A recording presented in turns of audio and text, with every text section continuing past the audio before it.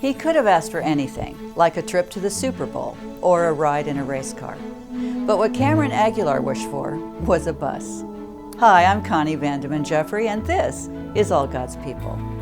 17-year-old Cameron and his mother had already purchased a bus. They planned to use it to take their family salon mobile and stand out from the competition. But a diagnosis quickly altered their priorities. Cameron had stage 4 colon cancer. While he prayed to God for himself, he used his wish to make a Wish Foundation for others. Cameron and his family had decided their mobile salon should be dedicated to their Stockton-based ministry, Love Thy Neighbor, and should serve those who cannot pay for their services. Cameron's wish was an inspiration for so many people. Make-A-Wish teamed up with Adventist Health to convert their bus into a mobile salon for the homeless.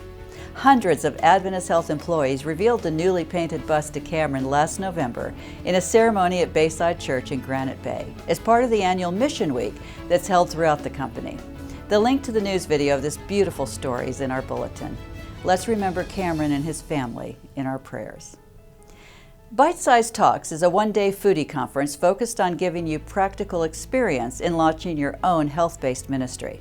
Earlier this month, the event was held at the Central California Conference Office in Clovis, and 125 people turned out to learn how to start a restaurant, the importance of the health message and the gospel, how to turn your home into an online meal delivery service, how to start your own pop-up juice bar, and how to start your own YouTube cooking channel.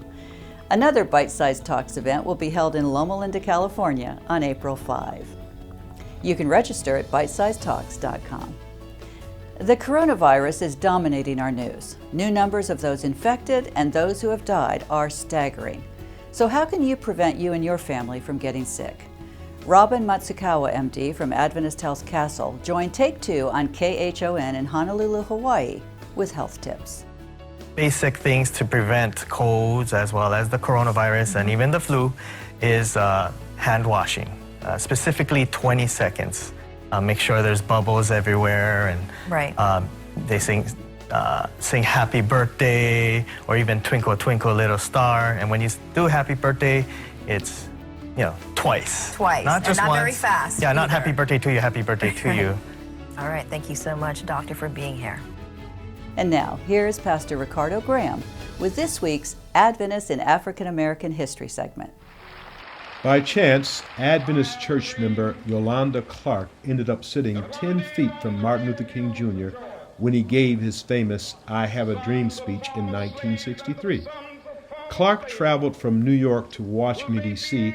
as part of a choir, but at the last minute she was asked to accompany the choir on the organ instead. Although disappointed, she agreed. This meant she was seated at the organ on the platform where King was due to speak. After the song, she wasn't able to make her way back to the choir's assigned seating, so sat on an empty seat as King began his speech. She overheard Mahalia Jackson call out to King near the end of his speech, "Tell him about the dream, Martin." That wasn't his notes, so perhaps that prompting made the difference. In the video footage, Clarke can be seen crying.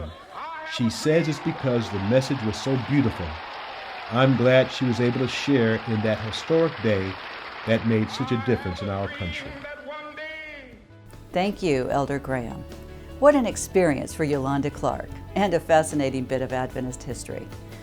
In The Desire of Ages, Sister White wrote, "Every individual has a life distinct from all others, and an experience differing essentially from theirs. God desires that our praise shall ascend to Him marked by our own individuality." Praise God for the great diversity of our life experiences, even as we live each day within the constancy of His great love. May our lives be praises, songs of His love. For All God's People, I'm Connie Jeffrey.